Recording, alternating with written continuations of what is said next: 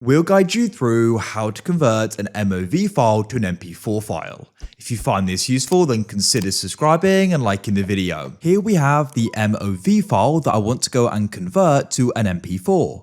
Make sure it's this full guide and don't go and skip anything. Otherwise, you may go and miss an important part of this guide. Perhaps you accidentally recorded it in that, or somebody's given you a file and it's in the MOV format and you want it to be an MP4 as that's what is compatible for you. It doesn't matter. But if you go and hover over this, at the moment you can see it's an MOV file. So let's go and get started with converting this to an MP4. To do this, we are going to be using an app, but don't worry, it's free and open source and I use it myself and we'll guide you through using it as well. Just make sure it's this full guide and don't skip ahead, as otherwise you may go and miss an important part of this guide. So to get started, we're going to need to open up a web browser of your choice. That could be Edge, Chrome, Firefox. And what we want to go and search for is an app called Handbrake. Type it in like so, and it's an open source video transcoder. So you can come to it.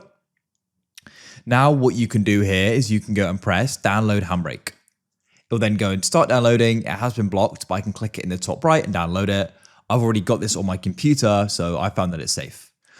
Now that you've gone and downloaded it, what you can do is you can go and run it. So you can go and run it from your downloads in your browser, or go and open up your file explorer, come to downloads, and you want to go and find Handbrake, and you can double click on it and go and install it.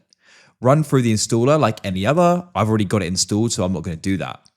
After you've gone and got it installed, we now need to go and open it up. So you can go and press search at the bottom, go and type in Handbrake, and it should go and appear.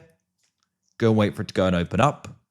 Now what we can do here is we can go and if you've got a folder, you can actually select a folder and do them all at once. I've just got one, so I'm going to press file. Now we need to go and locate it, so I can go and find it on my desktop. That's easy. Here it is, and press open. Wait for it to go and import. Now what you can do here is, first of all, in summary, is you can go and find format and have that set to MP4. Next, you want to come to right to video. What you can do is go and choose the frame rate. So if it was a 60 FPS, we'll set it at that and set it to constant. Here we've got the quality. So if you want it to be exactly the same, you can go and have it set to placebo. I have this set to about 23 because what we can also do here is go and reduce the video file size. I find that 23 still looks really good as well. So the main settings I go and change, and at the bottom come to save as and press browse to the right, and you can choose where you want it. So I'm going to put it on my desktop and I'm just going to name it converted. But you can do it something else.